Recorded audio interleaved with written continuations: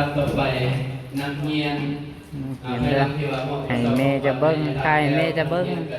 แม่ว่าโอ้ลูกตั้งใจดีใจได้เห็นลูกเลยยิ้มอยู่ได้เลยแม่ดีใจเลยแม่นี่ก็แม่นสนอแก้วเนาะ ครูจะได้ ปรารถนาสนอบุตรสนอเพชรทีมงานของมันนึงเอาคือว่าหน้าตาสดใส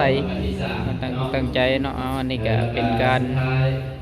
งานวันครูแห่งชาติ7 ตุลาเนาะอยู่เรียนมต้นสงคำเกิดของเฮาก็คือว่าได้จัดอันในมือวันศุกร์วันที่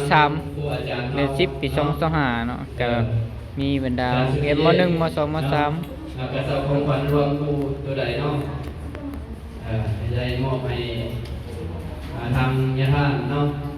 นี่ไง อาจารย์ติ๊กไปใส่แล้วเอาไปเอากระเจ้าของขวัญทางครูเอาเนาะมอบให้ทางยาท่าน